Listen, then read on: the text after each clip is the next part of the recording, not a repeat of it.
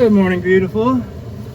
I just finished my nice icy swim, and I figured we'd get started on lesson number 4, which is our intuition.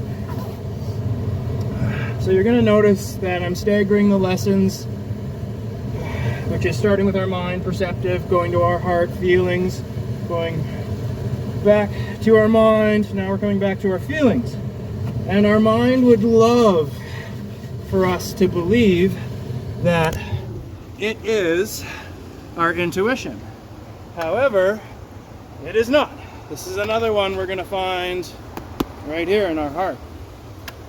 Oh, let's take a sec to appreciate this wonderful, wonderful scene. So, we're going to locate our intuition in our heart. And I know what you're thinking.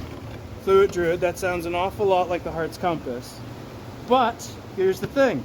There is a crucial distinction between the two. Our heart's compass is always available to us at all times. It's how we feel, how our spirit sits with that situation. Our intuition, however, something that comes up in the moment. It is a very, very similar feeling, but it's not always at our fingertips. One sec, gotta load up my water. So remember, I believe it was 2.5, I talked about being toned in with your feelings and the sensation of danger in the forest and not being welcome. That is a great example of your intuition coming in to save your ass, which is really its evolutionary purpose. And as we combine our heart's compass and our intuition, we're going to notice an interesting sensation. So that sensation is a later lesson we're going to call the path. And I mention it now just in case you've noticed it come up. We use our heart's compass to navigate the world effectively and do the things we know we should. Now, the moments when we feel our intuition pop in and meet up with our heart's compass, this is what I call the path. And it has its whole own lesson. But if you felt it come up, really, really tap into that moment, because that's your spirit trying to tell you, hey, you're going the right way. Back to intuition. Something super interesting about intuition is there's actually scientific backing to prove that it transcends time, or the force we understand is time. There was a study done where people were hooked up to some, vital monitors, yada yada, and they were showing slides of peaceful images, tranquil landscapes, animals, yada yada. And every whatever random number of slides, they'd sneak in something horrible, like a picture of war, a skinned animal, something like this. And they observed that the person's vitals would react 5 to 10 seconds before the image came up. And once I became aware of this, and I had it affirmed by this study, I really started to pay attention to this new feeling I found. And it's actually a very primal, very old feeling. So it's more in the back of your mind, down through your nervous system, you're going to notice it. And similar to most magical things, it comes in kind of like a wave form. So there's a peak and a gradual build. And the more and more you become aware of the distinction of this feeling between many, many other feelings we're going to cover, the sooner you will pick up on that intuition. You're going to notice your intuition and your heart's compass kind of affirm each other and play off of each other quite often. So if you're following your heart's compass and an intuition comes up, it's going to direct you down a pathway pretty immediately, and you should react as soon as possible. Because pathways do get lost. If you keep walking through the woods, you're not going to remember how to get back to that little trail. And when you're following your intuition, and if you have any doubts, you can always just check in with your heart's compass. So these two feelings, you're really, really going to want to focus on finding the distinction between the two, and also picking up on the wave of your intuition sooner and sooner. So when we're using our heart's compass and our intuition it's very important to note that we do away with the idea of immediately bad and immediately good. I've got a great story that explains this concept well. So there's a farmer who lives with his son in a small village. His horse escapes, and they only have the one horse.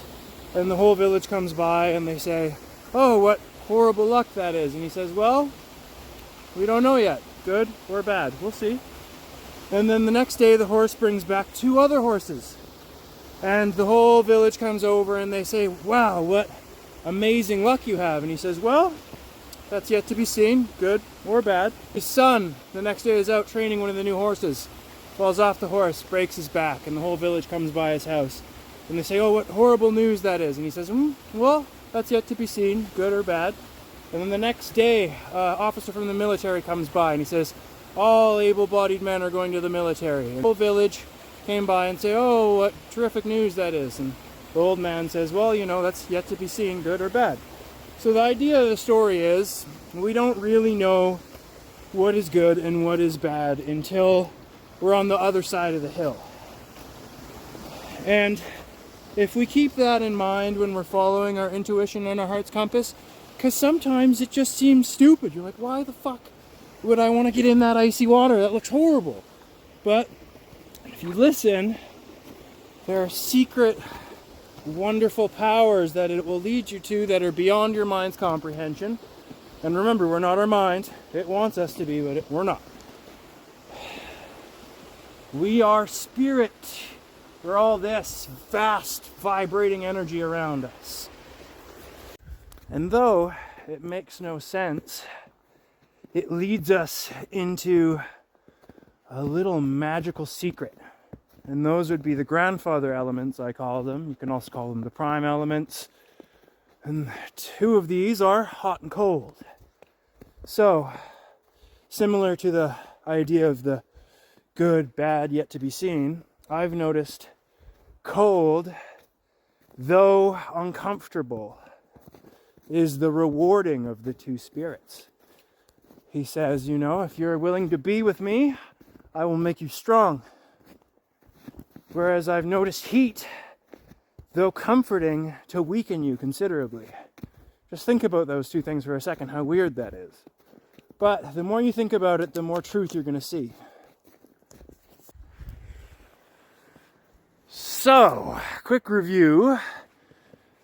Intuition and your heart's compass are different feelings, but they play off each other heavily. So you're really going to need to learn to distinguish between the 2. When you're following your heart's compass and your intuition, you're going to lead into something called the path, which we're covering later. But before we even get there, you're going to need to understand that your idea of good and bad and how they serve you in the moment are going to need to go. Remember the story. We can't actually say where our heart's compass and intuition are leading us is good or bad until possibly 5 years from now. I have stuff that seemed pointless that comes around as a shortcut to a place that I found a long time ago and I didn't think was going any further. And similar to the idea of good and bad, our first 2 prime elements are of a similar idea, a similar nature. Help us wrap our head around the true concept of good and bad. Heat, comfort, not sustainable with empowerment. Cold, discomfort, also not sustainable with empowerment, but somewhere between the 2, we're going to find a wonderful balance. Because if you just go into cold, all this discomfort and stress is going to break you down. And if you just go into warm, you're going to become weak. So, have a wonderful day and stay beautiful.